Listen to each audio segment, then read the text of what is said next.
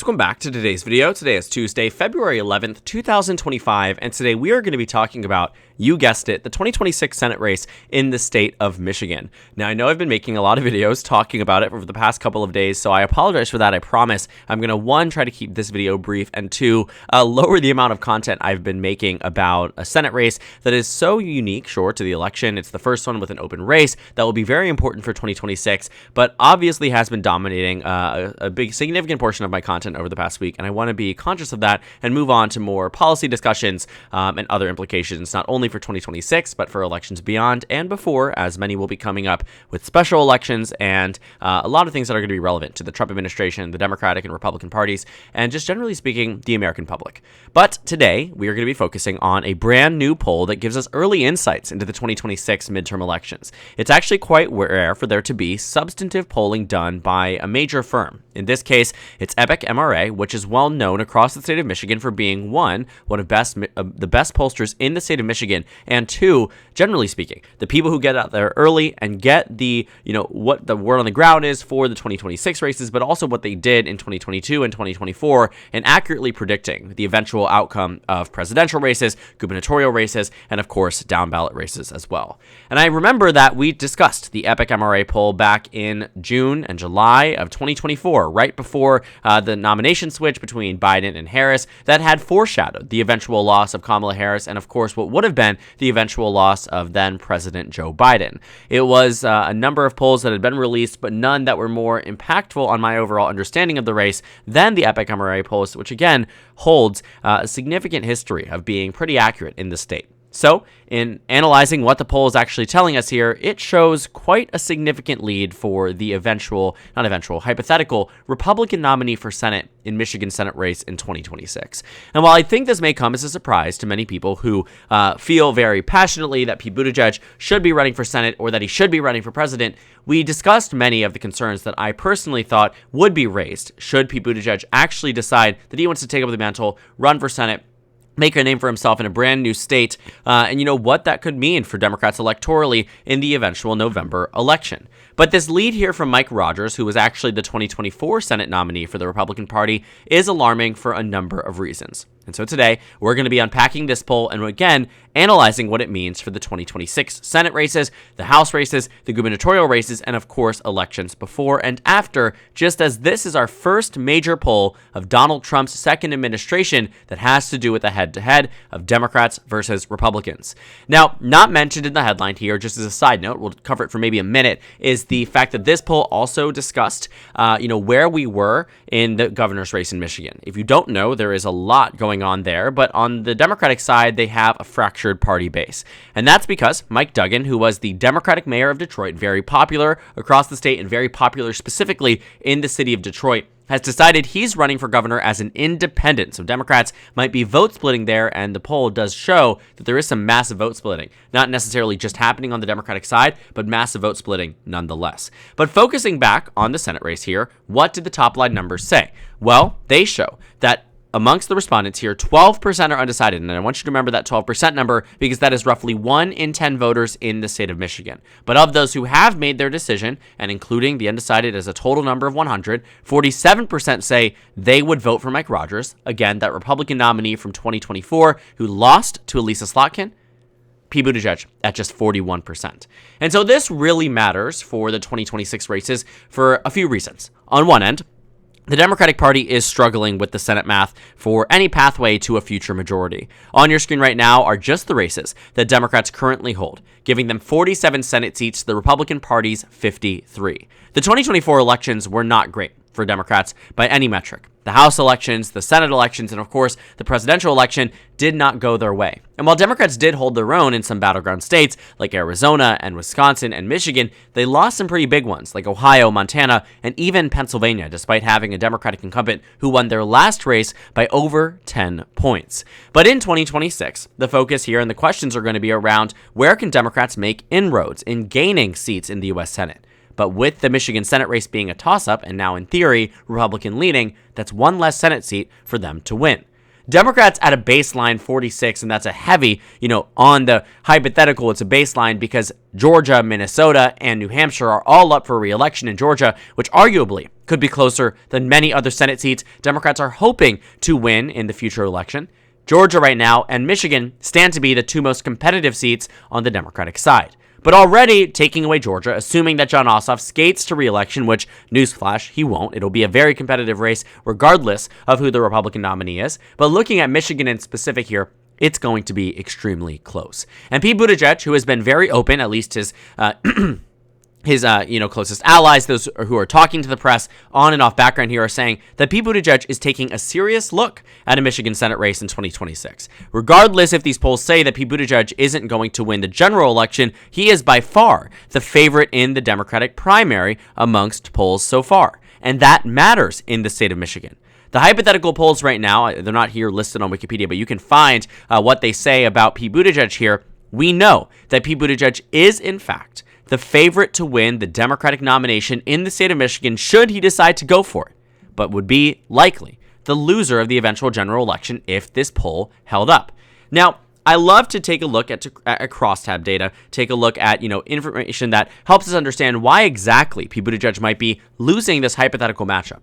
After all, this is the same Republican who lost his Senate race in 2024 and has indicated that he plans to run in 2026. You can see already that he has publicly expressed interest and would likely be the favorite of those who decide to run, because the list here actually isn't too great for the Republican side, with the exception of people like John James, who might run in this race again. He was the nominee in 2018 and in 2020. Potentially even Peter Meijer, who probably wouldn't fare too well in a Republican primary, but would likely do well in a general election. Mike Rogers, though, here, he wants to run again. He will likely get that nomination. But again, in unpacking why it is that Pete Buttigieg might be losing this race, well, we have to take a look deep into the demographic data and start to see exactly where Pete Buttigieg's strengths are and weaknesses are. And I can tell you this, they replicate a lot of what we understand about the 2020 Democratic primary. Fast, going all the way back to 2020, Pete Buttigieg did not receive a lot of support from minority voters in the Democratic primary. He received a lot of his support, and the majority of his support, from white college-educated voters in Iowa and New Hampshire that led him to victory in Iowa and nearly a tie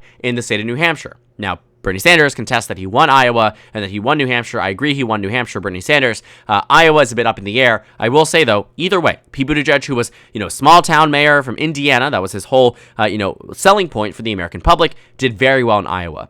But again, when it's broken down by demographic, you have to ask why. And so Pete Buttigieg on one end, you might be thinking, okay, if he can do well amongst white voters, doesn't that mean he would do well in a general election? After all, the majority of the electorate in Michigan and nationally are white voters. But we forget that the Democratic primary, while maybe indicative of Democratic primary support, is not necessarily indicative of general election support. So if Democrats have massive enthusiasm in one key demographic in the primary, it doesn't always translate to winning that same demographic in the general election. Same thing, minority voters may not have been fully all in on Pete Buttigieg in the primary, but undoubtedly would support him in the general election. But the question is, by what percent? In the crosstabs, we find some pretty alarming results for Pete Buttigieg's Senate race. Now, I'm not going to pull up all 47 pages here, or 54 pages rather, but I dove deep into it, I went through it, and I found that the crosstabs here really do show the alarming results because they reveal exactly why Pete Buttigieg is losing, and it does a lot boil down to race and demographic. What we find here is that of voters, 38% of white voters in Michigan would back Pete Buttigieg. That is in contrast with over 50% for Mike Rogers. That matters, right? Over 50% of white voters are saying, I'm going for Mike Rogers. But what really is concerning isn't that Mike Rogers is making major inroads amongst minority voters. Mike Rogers is at 10% amongst black voters. But Pete Buttigieg is only at 74%.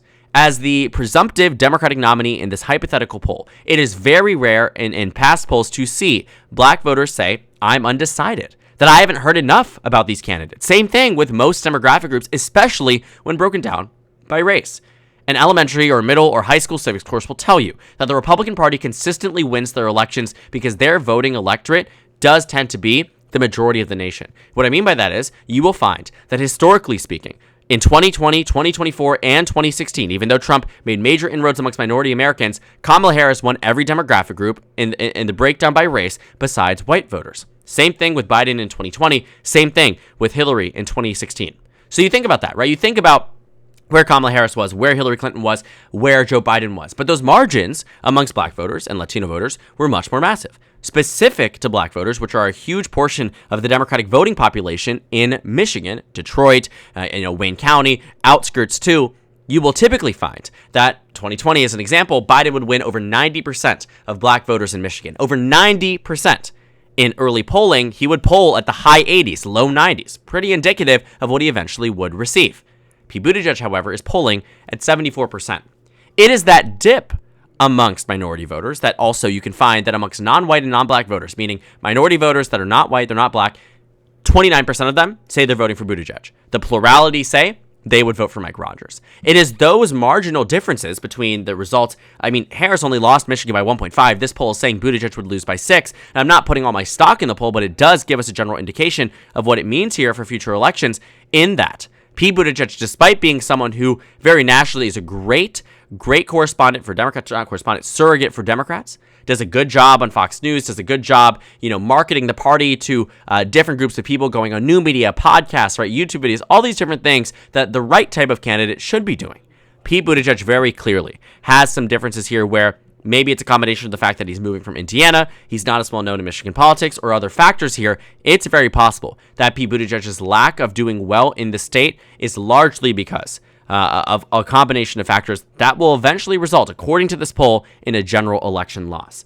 So in terms of 2026 and 2028, if Pete Buttigieg wants to run for president in 2028, chances are he should not run for Senate in 2026. And I say that because if he loses this 2026 Senate race, the same thing with Gretchen Whitmer, he will no longer be a hopeful for 2028. Although Beto O'Rourke did it after losing in 2018, the circumstances are different. Michigan should be that winnable state, and it will be the true litmus test. No one was looking at Beto O'Rourke and saying, because you didn't win Texas, you can't win nationally. It was the fact he got close in Texas that was able to make the argument that he could win nationally. But for Pete Buttigieg, if he loses a state that Biden won and that Kamala Harris came within 1.5% of, the question about electability will be brought back up, and he might not win that battle if faced with it on a debate stage or in a town hall or in a 60 minutes interview.